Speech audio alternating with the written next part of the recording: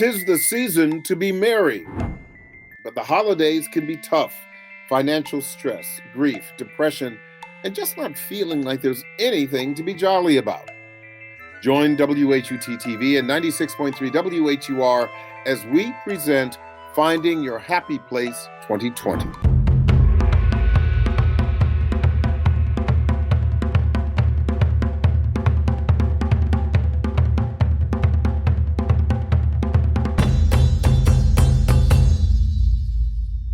The song says it's the most wonderful time of the year, and with Christmas just a little over a week away, 'tis the season to be happy and merry.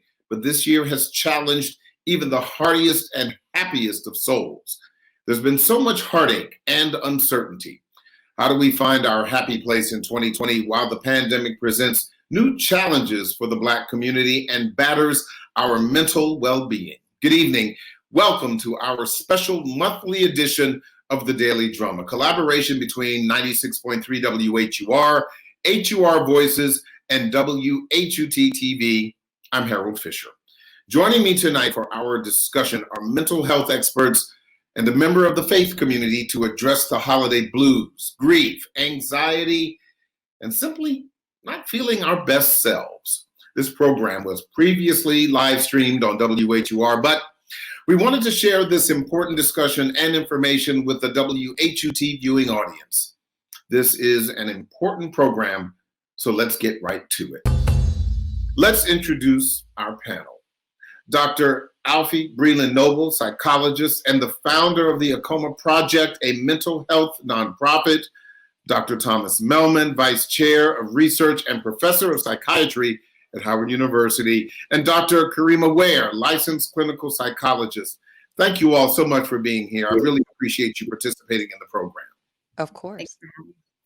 So let's start off with this. Happiness is a state of being, and it's not a space where we are expected to be always.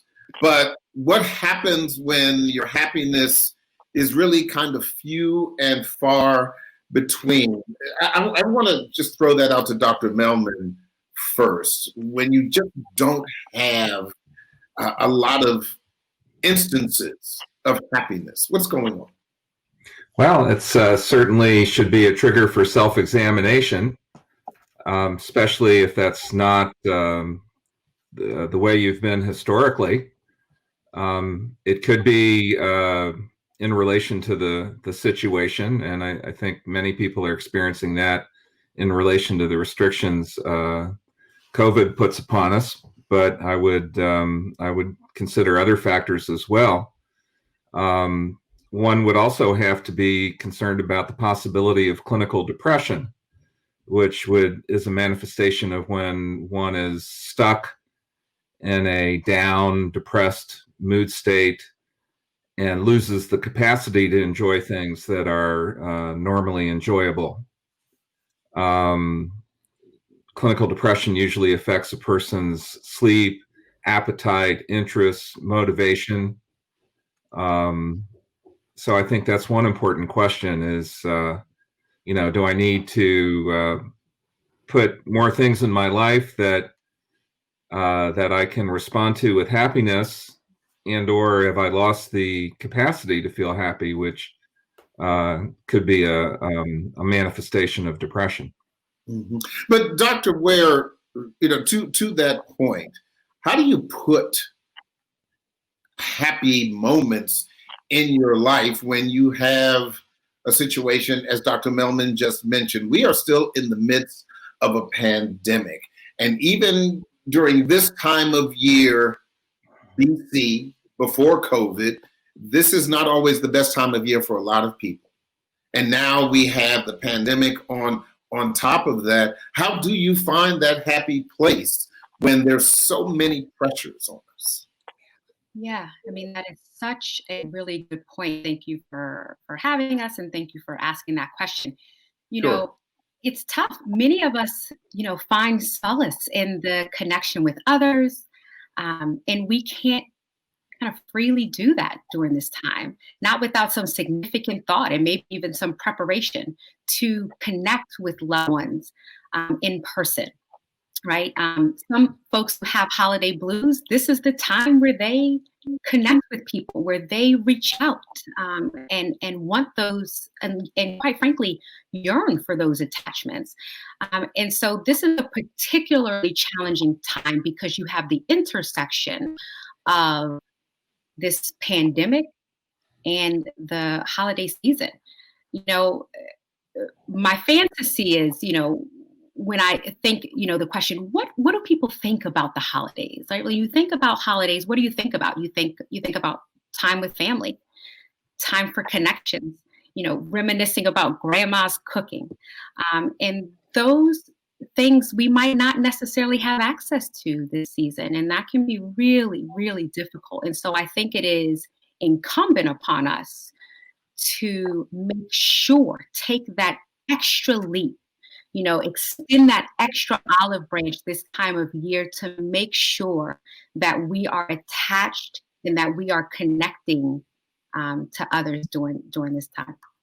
So let's talk a little bit more about that, because again, we are in an extremely difficult time. Dr. Breland Noble, the impact that this pandemic, for example, is having on children has to be particularly difficult, because we all hear that children are very resilient, but are they as resilient as we believe they are? Because they aren't able to see grandma, they aren't able to go to school, they aren't able to spend time with their friends. And it's a challenge for them, but it's also a challenge for parenting right now, and to try to keep those spirits up for the children.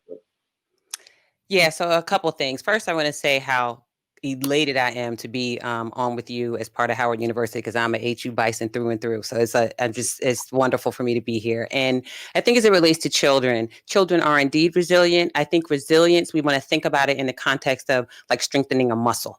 Right. So we build resilience. I think there are ways in which we're born with some of it. I think for those of us who are people of color, Black people in particular, there have been so many struggles historically that Black people have overcome that we tend to sometimes over rely on this idea of resilience. Of course, we're resilient as Black people. Of course, we're resilient as people of color. Of course, we've overcome a lot of trials and challenges historically. But I think as it relates to children, we want to be mindful that, one, they're always watching.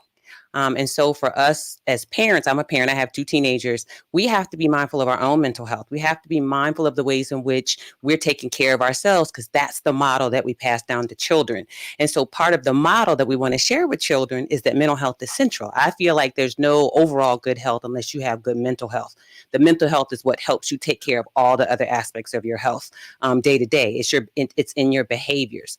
So yes, you're right. The things that we've been forced to deal with currently in terms of racial justice, of racial reckoning in this country, COVID, losing people, schools closing, being in isolation, all of those things are absolutely having an impact on our children. And so our job is to communicate with kids, remind them that it's okay, to take some of the burden off of them for building resilience. And our job is to help them build resilience by doing little things every day to help them be successful and to show them that there are ways in which they can take care of and center their own mental health.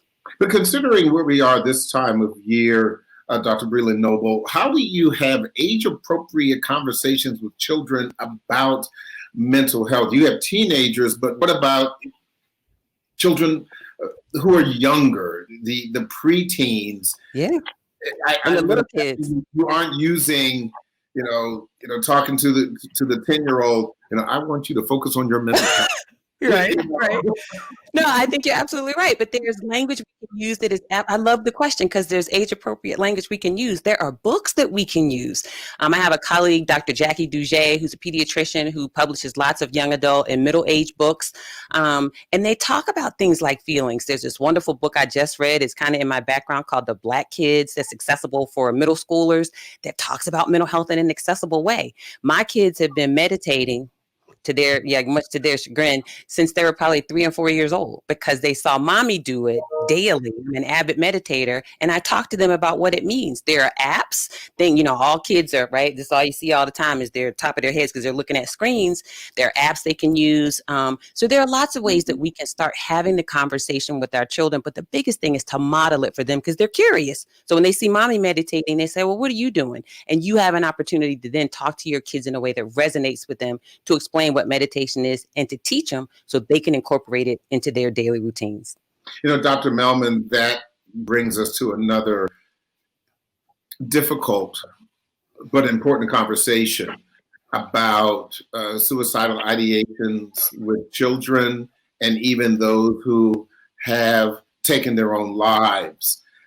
First question for you is, are you seeing, from your perspective, more people seeking help regarding those kinds of things? And more specifically, how do you deal with children who may be feeling that kind of suicidal ideations, having those thoughts?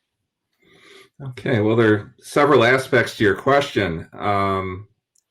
First of all, there are barriers without COVID to seeking mental health treatment. Ranging from accessibility to people's attitudes and beliefs. And I think COVID has added another layer. Yet on the other hand, in various communities, I think there have been movements to destigmatize mental health concerns and help for mental health conditions. And I think that's very positive. As far as suicidal thinking and the risk of actual suicide, which is a very tragic outcome, I think it's actually not uncommon for people to have thoughts about, is my life worth living, or including children. We wouldn't necessarily expect that, but it's kind of existential concerns. But they should be allowed to express that. And if a child is looking down and uninterested and is unusually negative about things, one should ask them about their feelings and their state of mind. And the conversation leads there, and sometimes it should. If you see signs of risk, are you thinking of hurting yourself? Okay. And that's that's a bar that should lead to getting help. But I think as more of a signal of distress, it need not always alarm a parent to hear that this just isn't worth it, or let the child express that. And I think one can help them themselves counter the arguments, and process their frustration. Okay. Dr. WHUR, one of the other things that I think is right in front of us right now, and I would argue that the pandemic has a lot to do with it. It has to do with the fact that people are really on edge right now, publicly on edge. You may see it when you go to a store, if anybody's going to a store right now, but when you talk about, you're standing in line and, you may be 5 feet 11 inches from someone instead of the 6 feet, and somebody's you got to give me 6 feet, back up, bro. You may see, road rage.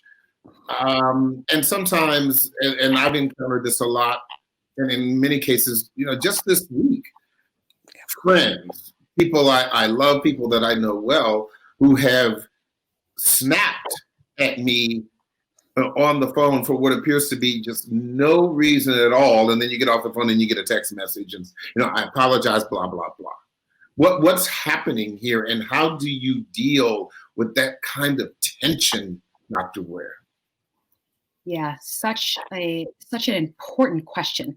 Look, folks are struggling. I mean, we are not at our best. Not one of us. I mean, one of the big things that I have been saying is we can't function. We cannot be our best selves under threat. And the reality is, at this point in time, the pandemic, the racial unrest in this country, we are under threat. And you cannot be 100% at work under threat. You cannot be 100% in your personal lives under threat. And this is what we're dealing with. So it finds itself, right? It kind of reminds me of the Coca-Cola bottle that you shake up and then explode, right? We may be trying to hold it in and contain it, but the reality is this stuff is coming up and it's coming out. And the way in which it's showing itself are those exact examples that you just provided us, Harold, right? When you're talking to somebody on the phone and they just snap at you, right? Or you're in the grocery store and somebody's yelling at you to back up. That to me is an indication of absolute anxiety and just frustration and just overwhelm. And folks are doing the best that they can to deal with it. And it comes up and out in some of these kind of prickly ways. I think with the example that you gave, though, what I certainly am happy about is the folks that are able to recognize it, to hang up and send you a text message like, hey, you know what? My apologies about that. But some of us aren't even in touch, or we're just so overwhelmed that we can't even recognize when we're a little bit off kilter. And to follow up with that, Dr. Breland Noble, the thing that I've tried to do, as Dr. Ware said, is to be aware. Yeah. And to try my best to be ready for it. Yes. But you can't always be ready for it. Everyone can't be so self-aware and prepared for that kind of tension. So how would you recommend that someone just be ready for what they're not ready for the friends, for the road rage, whatever it is that they're finding on the street? Sure. So two things. One, I want to go back quickly to the conversation that you were having with Dr. Melman about suicidal ideation and suicide prevention, particularly as it relates to young Black people. So there was a report that is out, it's online, it's called Ring the Alarm, and it is specifically about addressing suicide, the exponentially great rises in suicidal ideation among Black youth in particular. Congresswoman Bonnie Watson Coleman from New Jersey, a Democrat from New Jersey, organized a group of us to come together and to really talk about this specific issue, which led to the passage of a bill called the Pursuing Equity in Mental Health Act of 2019. It just passed in October. So the idea is, just like you're having this show and giving us an opportunity to talk with all our people, all your viewers and listeners about how important these issues are, there are lots of people out there who are really trying to help, particularly around these really significant, heavy issues of suicidal ideation, suicide attempts, and suicide completions among our young people. Then as it relates to preparing yourself, I always tell everybody the same thing. It was something I learned. My family's from Mississippi. I'm not, but all my family is. And so some of that deep south. Go ahead. That's it. I keep telling my husband, but he's like, Virginia doesn't count. And I'm like, whatever. I'm Southern. So I'm going to say I'm Southern. I'm going to be Southern forever. It's in my blood. But, we're taught an ounce of prevention is worth a pound of cure. And so if the young people say, I don't have to get ready because I stay ready.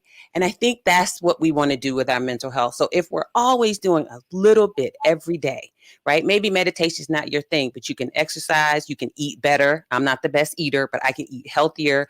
I can paint or sing or dance or do whatever those things are that I like to do that give me energy and strength. Those things go toward helping my mental health. So if I'm always ready, right, then when things pop up, it's less likely to hurt me so much. I think the other thing is recognizing and understanding signs and symptoms of the major mental illnesses that everybody deals with, right? Trauma exposure is very prevalent. That in and of itself is not a mental illness. Anxiety and depression. Do you know what those signs and symptoms are? This is one of those times where I think Dr. Google can be useful. Get online, go to a trusted source and identify what those signs and symptoms are, and then see if those kinds of things apply to you. If you're aware as these things start to creep up, you equip yourself to be able to ratchet them back down before they get out of control. So, and being present, I tell everybody that's a biggie. If I stay present, I don't worry about the future. I don't worry about what I might have done wrong in the past. I'm in the moment. That helps as well. I agree with that to the point where when I leave the house or when I do call a friend, that you have to expect that something may come up, something may happen. That's right. And if you are prepared, even to the point where you may be able to offer, particularly with a friend, That's right. support. That's right. Or even at least a listening ear. That's it. And not take it personally. That's right. Because of all of the stresses that are there. But and I'll ask Dr. Melman this, but certainly either one of you ladies can chime in. The big issue still for African Americans is the discussion about mental health. It is still taboo. There is still so much stigma around it. And it's one thing to talk about suicidal ideations. Okay, that's severe. But if somebody is just depressed, if they have anxiety, Dr. Melman, it is still very, very difficult for people to discuss, particularly in the African American community. So how do you do that? How do you get people to be more open about it's kind of like back in the day, no one wanted to talk about cancer. It was the big C. That's it. Mhm. Okay? But now people are opening up a little bit more about that, I would say. But when you're talking about mental health, it's not like you break your arm and you put it in a cast. It's much more complicated. Correct. And Black folks go to church. We don't go to therapy. I mean, that's been the same. And so it was just, I mean, we certainly have been in this journey to let Black folks know that we are deserving of having a thought partner. We are deserving of having someone join us objectively, who can help us to think things through, a thought partner. We are deserving of that.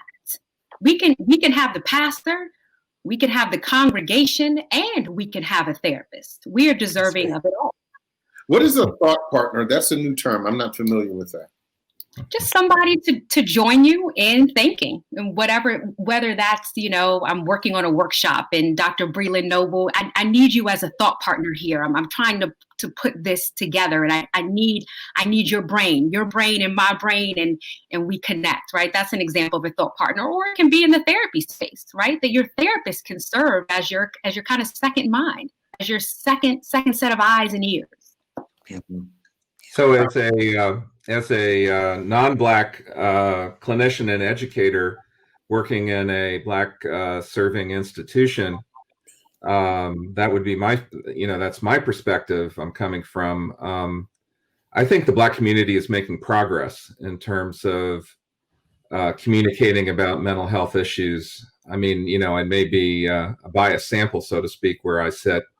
But I know that a lot of the church communities where, historically Black people are comfortable and might bring their mental health concerns are partnering with clinicians and mental health agencies and providing education and providing very real support and counseling. So, I think that's a good thing that that the church is a center for for the community, and is taking up the message from what I can tell of the importance of mental health and the importance of dealing with mental dysfunction and drug use and abuse constructively more and more. I think the issue of stigma is very important. I know some prominent African American individuals have come forward about the struggles they've had with panic attacks or depression, recovering from addictions. It's a process. And from where I sit, at least I see progress. Absolutely. Go ahead. Go right ahead. I was about to ask, So- please make your point. So there are two things. There are a lot of organizations out here currently that are really working on this stuff. One I'm going to shout out is my own, the Acoma Project. And what we do is reduce stigma and increase what we call treatment engagement, increasing getting people's bottoms in the chairs or in front of that screen for mental health professionals. There are many others, including one of our own Howard University sisters, Taraji P. Henson. She has a foundation and she actually has a new Facebook show where they talk about this openly.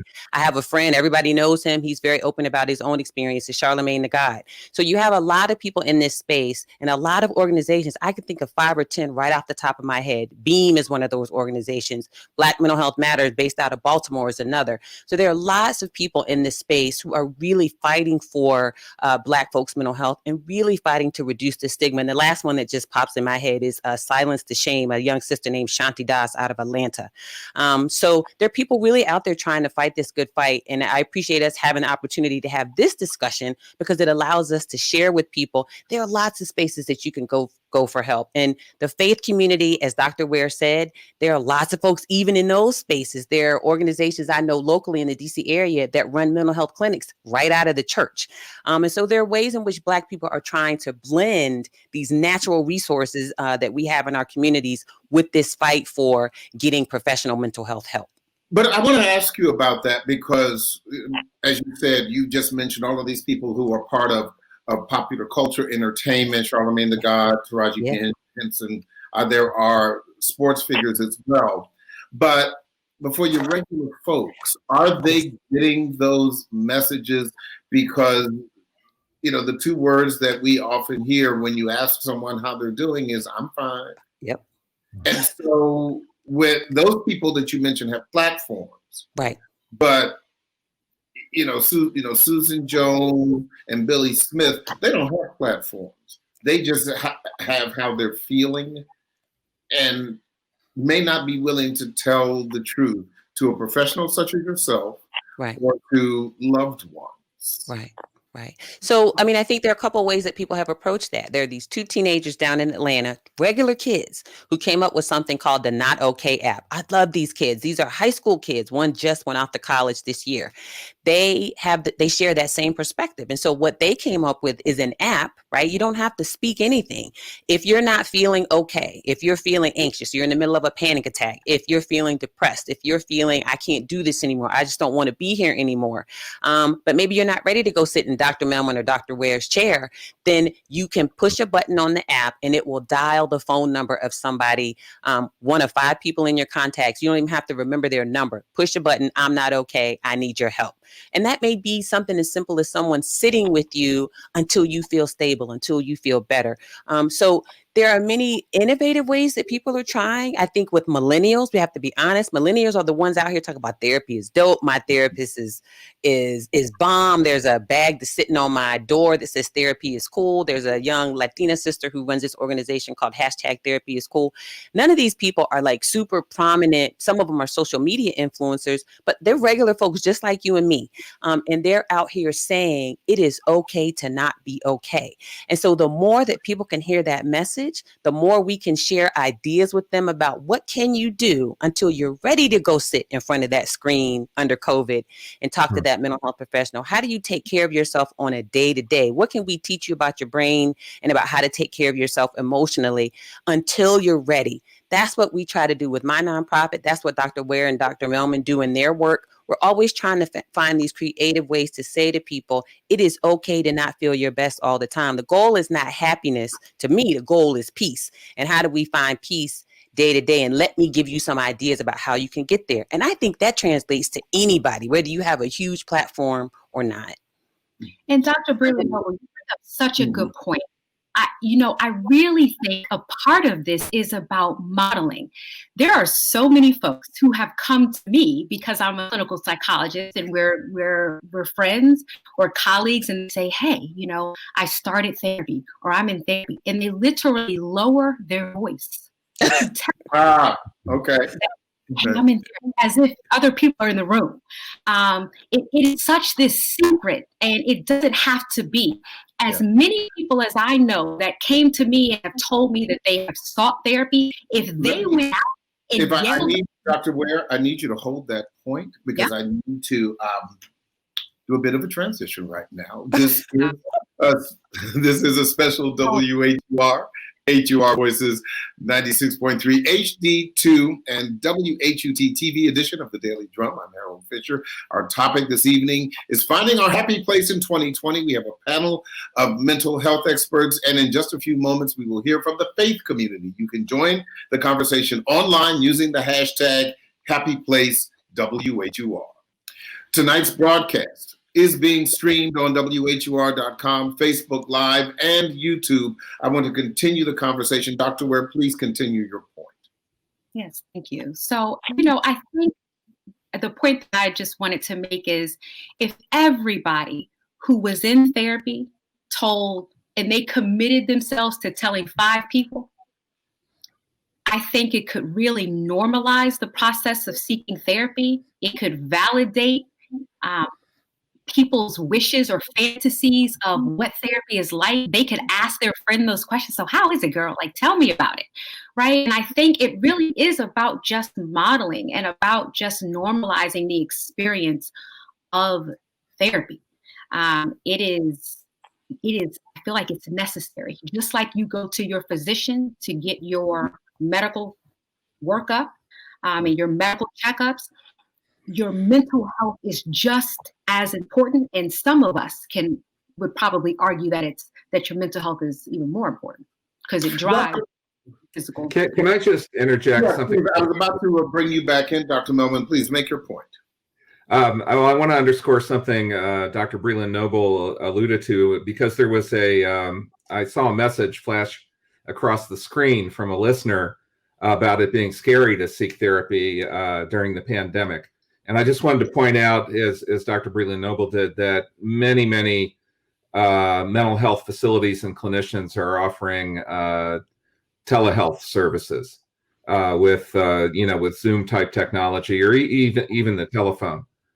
So at Howard, in our mental health facilities, we like to see people, so we appreciate if at least the first meeting can be by Zoom. But if people don't have the technology for that, we'll make accommodations. But most mental health providers are encouraging tele-mental health at this point, which can be very effective.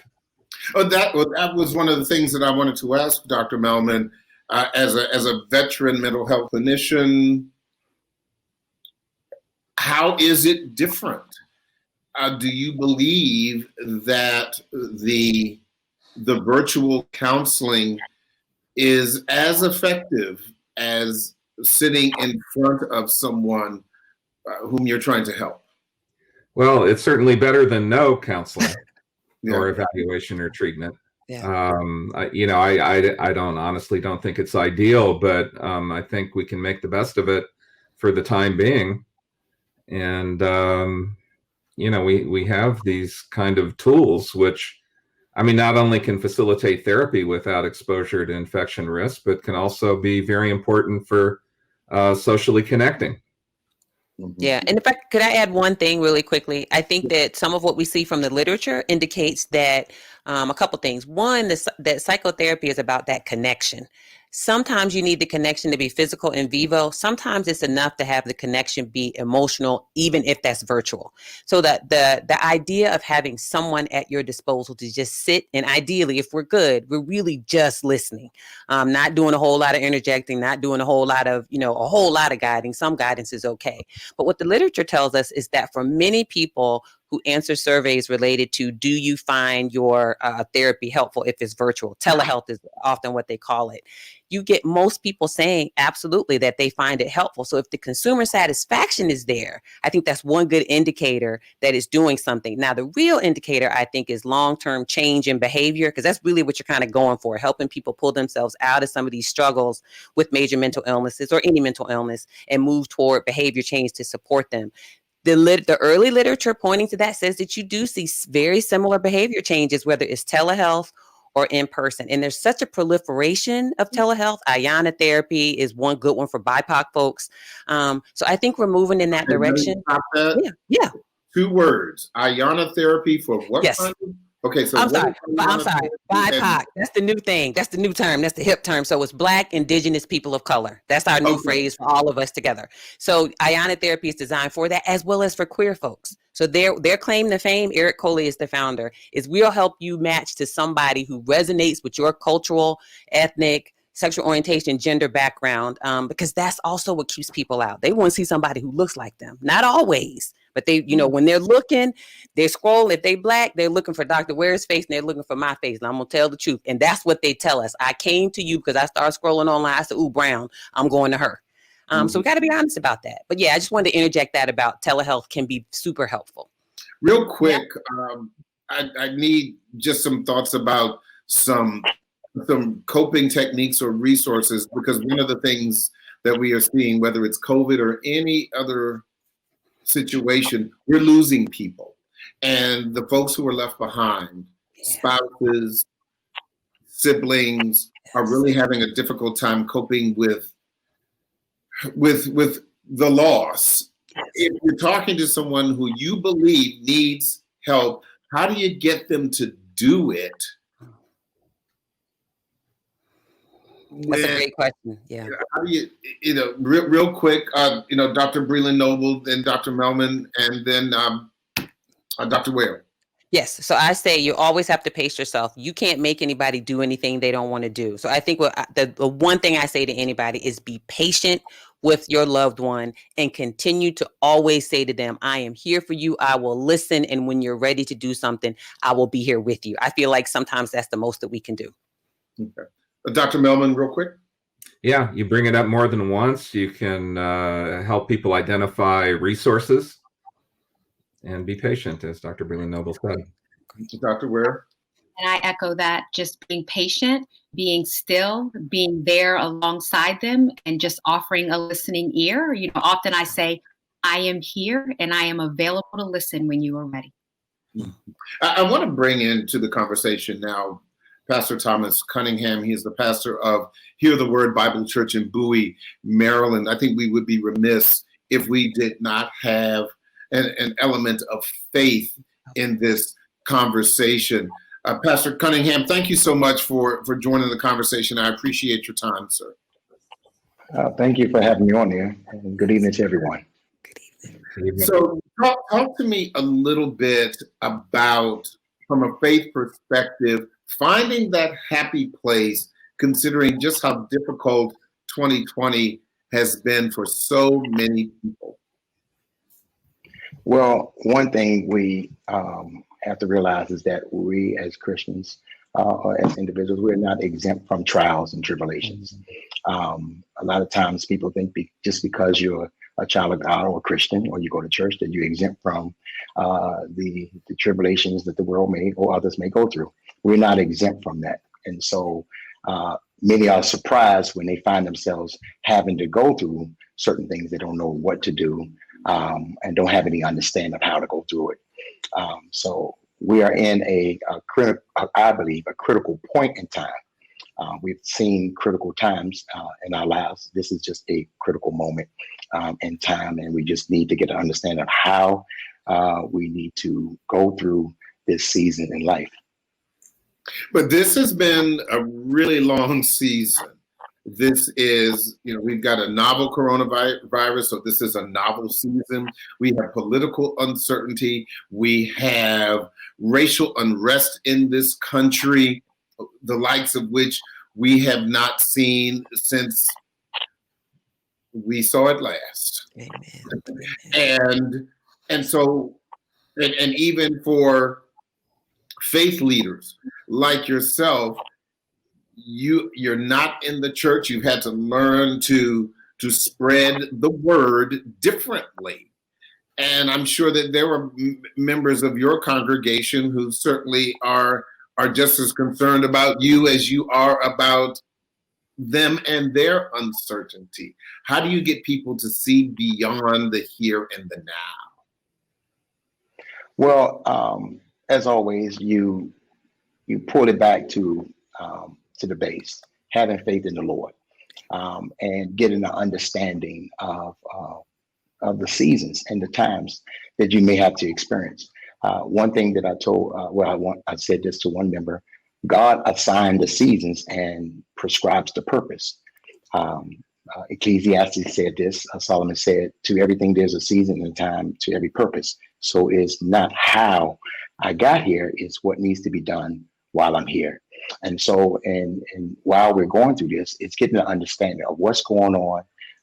What is my purpose in this time or this season I'm going through? And it's just explaining to not only to the congregation, to friends, to family, just how to go through this, how to build a relationship with the Lord. I think this is a good time to do a self-check, to ask yourself, where am I in my relationship with the Lord? Where am I in my faith? Can I endure? Do I have enough strength to endure? If not, this is a good time to do self-assessment, I believe. So what I try to do is to bring it back so that the members of those who I come in contact or talk to just get an understanding of the seasons, because we're going to have to go through them. We're going to have to go through them. This, like I said, this is a critical moment, but how do we go through this as children of God or as people? How do we go through this so that we don't lose control, so that we don't get disordered or perplexed or even remain in a dark place? How do we go through this? The Lord offers peace, and I've always told him that, and we'll always say that the Lord offers peace to those who trust in him. But you have to build a relationship with him to be able to trust in the Lord. What kind of conversations are you having with members of your flock about mental health outside of the faith foundation of prayer? But as we have, these great clinicians here, but I'm sure that there has to be a discussion, Pastor, about mental health beyond just seeking a higher power. Is that a difficult conversation for you to have? Has it been something that you have discussed? And I want Dr. Breland Noble to react to what your answer also, because she looks like she's just chomping at the bit. I see. But go ahead, Pastor. Go ahead, please. Well, that hasn't been a major topic. I grew up, in church, and we were taught, just if you had some mental illness or a problem, just pray about it. All right. Still didn't get no understanding. How did I get to this situation? What are the effects? All that. And so we were just taught, just pray about it. Now we're being exposed even more in the church with the questions and concerns. And so it has made us more aware of the effects it's having on not just those on the outside of the church, but those on the inside of the church. Many times or throughout life, we've been taught to just kind of hide it or suppress it. So now it's being exposed even more, which I think is a wonderful thing, because we all need to get a better understanding of not everyone is going through the same thing, but we need to get an understanding when those who are being affected by mental illnesses and different things like that. Dr. Breland Noble, do you have a word? Because I have no poker face, right? None. Like, don't play poker with me because you take all my money, so maybe you won't too. So I think what the pastor says is like spot on for so many Black people who identify as part of the Protestant Christian faith in the United States. I'm happen to be Catholic, like a unicorn, right? Or like an eclipse. You only see a Black Catholic once every 100 years or something like that. But for those of us, the Black church is the foundation. And so, of course, as Dr. Ware alluded to earlier, as she said earlier, that's where we go first. So I think to the extent that we have people like the pastor here with us who's talking about what the real relationship is for people out there, we have the opportunity to further build relationships between mental health professionals and pastors. So my experience is people like Dr. Sherry Moe. Like, I know I have a lot of names in my head, but Sherry is a licensed clinical psychologist and she's an ordained minister. She has a church like in the Fort Washington, I think Maryland area. And she talks about using scripture to talk about mental illness. Like, what's a better marriage than that? So I just love the way that this pastor who's talking with us and educating us now is really open to the idea, and can really educate us about what is it that Black people are experiencing? What is it that they think? What's the relationship between the church and mental health? And how do we bring those two things together? And one of the things I was taught, my spouse is Baptist, and all my family's Baptist, except for my little nuclear family when I was growing up. We're the odd people out. That's a nice way to say it. That's how they say it down. I'm saying it the nice way. But it's, faith without works. So you got to do something. So if you have a pastor who's open to it, talking about it, of course, that's the first place you go. And we just need relationships with people like him so he can send them to us and we can all help the congregation to flock together. Dr. Ware, you're talking about it? Yeah, if I can just, I'm ready. It's such an important topic, and I'm so glad that the pastor is here. There have been churches that have reached out to me, and so I am saying now on this show, and I'm sure that my other counterparts reach out to us, folks in the faith, out to us. I've done Sunday school teachers who wanted to understand what is this trauma-informed care and what do I need to be mindful of? What are signs and symptoms of young folks who may be in my Sunday school class, who may be experiencing trauma? And what things should I be looking for? What responses should I have? What resources can I offer? And I go in and I offer them, this presentation with resources. And, one of the questions that has often come out of that is, are there more psychologists who look like you who I can refer young folks to? And that's the tough question. What is it? Like 4% of psychologists in the United States are Black. So speaking of unicorn, it unfortunately is not a lot of us. It is not a lot of us, but we are out here. And I certainly am happy to come into any church and any, religious space and offer any sort of resources or support that I can. But, one of the things when you're talking about cultural competence and seeking help, the thing that I would be concerned about is if I go to, Dr. Breland Noble on Thursday, and of course this is a BC thing before COVID because nobody's going and doing anything now. but then you see Dr. Breland Noble and her husband at the club, and then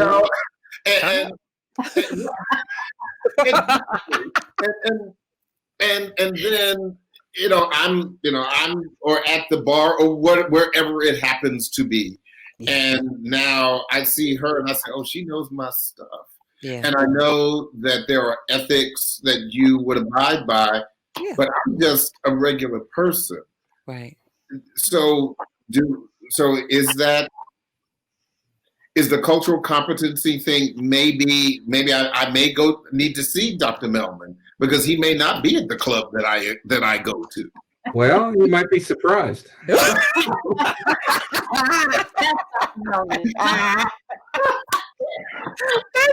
that. I guess we heard that. I love it. Pastor, what club do you hang out? That's it. I love it. I love it. And I think the other thing about that is that you're looking at me, even though I'm the provider, I may be looking at you with the same apprehension, like, they see me out here and I have this, whatever this drink is in my hand, right? And are they going to think something bad about me? So, I've had that happen before where I've seen people out and about, and it literally was just, we have discussions. I'm sure my colleagues do this. If we happen to see each other out, what would you prefer that I do? So we have that conversation with patients. I'll say, do you not want me to say anything to you? Do you want me to act like I don't know you? Is it okay if I say hello?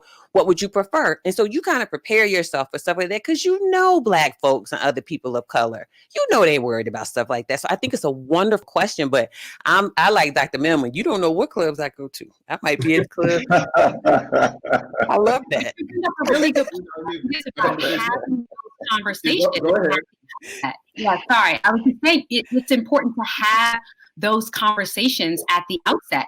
And as psychologists, as clinicians, we have to remember, right? Because you can have 20 different patients, and 20 different patients want you to respond differently. My adolescents might say to me, "Oh, Dr. Ware, when I see you, boo, I need you to say, hey."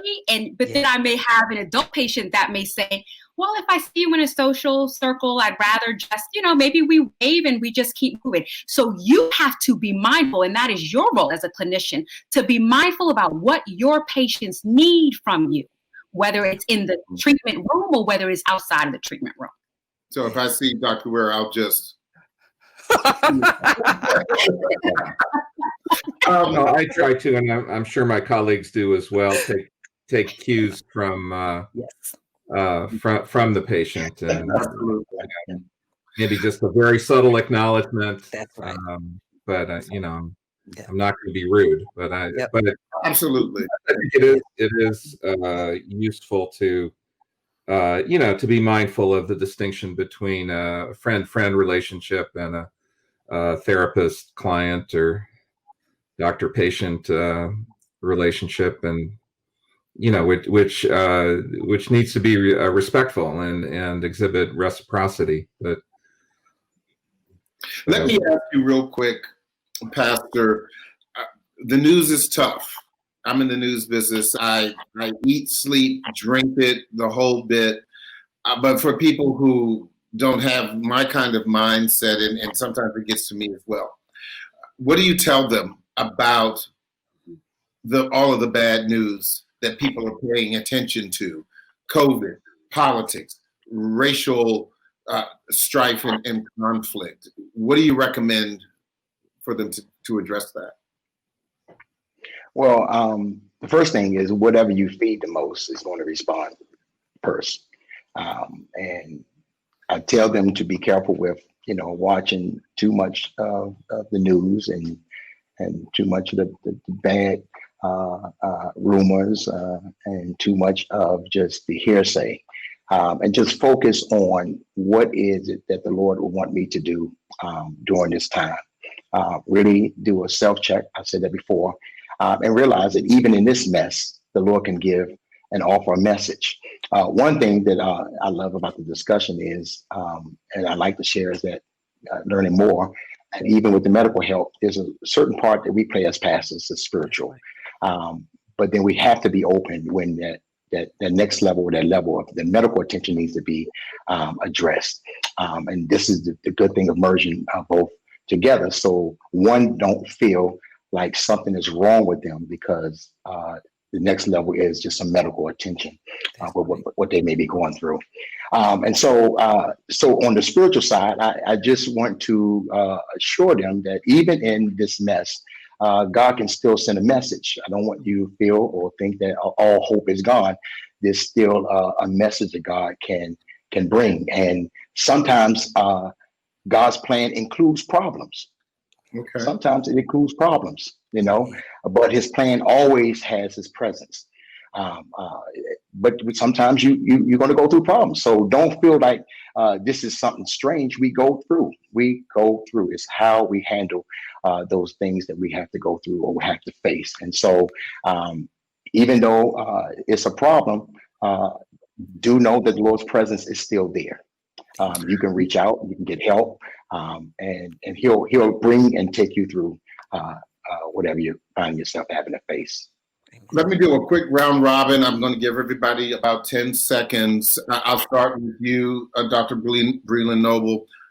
Your best recommendation with how you find your happy place right now, real quick. Set your intention, set it on something positive, and curate your news. Mm-hmm. Dr. Melman. Well said. So I hope a take-home message that's been very strong has been getting professional help when it's warranted. But I also just want to encourage people to do things that are good for their mental health, getting adequate sleep, taking time for recreation and interests, connecting with friends and family. Okay. Dr. Ware?